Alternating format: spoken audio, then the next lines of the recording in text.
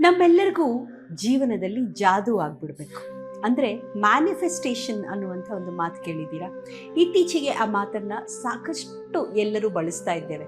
ನಾನು ನನ್ನ ಜೀವನದಲ್ಲಿ ಹೀಗಾಗಬೇಕು, ನಾನು ಮುಂದೆ ಹೀಗೆ ಬದುಕಬೇಕು, ಇವತ್ತಿನ ದಿನ ತುಂಬ ಪವರ್ಫುಲ್, ಹೀಗೆ ಆಗಬೇಕು ಅಂತ ನಾನು ಅಂದ್ಕೊಂಡ್ರೆ ಆಗುತ್ತೆ ಅನ್ನುವಂಥ ಸಂಕಲ್ಪಗಳನ್ನು ಸದಾ ಮಾಡ್ತಾ ಇರ್ತೇವೆ.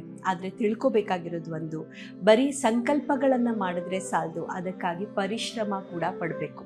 ನನಗೆ ಒಳ್ಳೆ ದೇಹ ಬೇಕು, ಆರೋಗ್ಯವಾಗಿರಬೇಕು ಅಂದರೆ ನಾನು ಅದಕ್ಕೆ ದಿನ ವ್ಯಾಯಾಮ ಕೂಡ ಮಾಡಬೇಕು.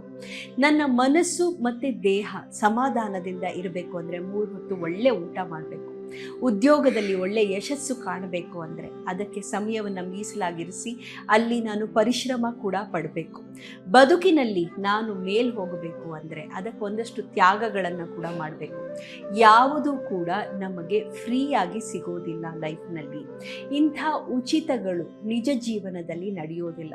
ಆದ್ದರಿಂದ ಬರೀ ಮ್ಯಾನಿಫೆಸ್ಟೇಷನ್ ಅಂದರೆ ಸಂಕಲ್ಪ ಮಾಡಿಕೊಂಡ್ರೆ ಸಾಲದು, ಅದಕ್ಕಾಗಿ ಪರಿಶ್ರಮ ಪಡುವಂಥ ಮನಸ್ಸನ್ನು ಕೂಡ ನಾವು ಮಾಡಬೇಕು. ಜೊತೆಗೆ ದಿನವೂ ಆ ಪರಿಶ್ರಮ ನಿಯಮಿತವಾಗಿ ಇರಬೇಕು.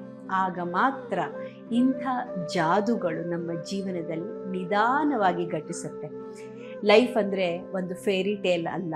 ಅಲ್ಲಿ ಚಂದಮಾಮ ಕಥೆಯ ರೀತಿ ಯಾವುದೋ ಒಂದು ರಾಜಕುಮಾರ ಯಾವುದೋ ಒಂದು ಕುದುರೆ ಮೇಲೆ ಬಂದು ನಮ್ಮನ್ನು ಹಾರಿಸ್ಕೊಂಡು ಹೋಗೋದಿಲ್ಲ. ಇಲ್ಲಿ ಎಲ್ಲವೂ ಕೂಡ ನಿತ್ಯ ಜೀವನದ ಸತ್ಯ ಕಥೆಗಳು.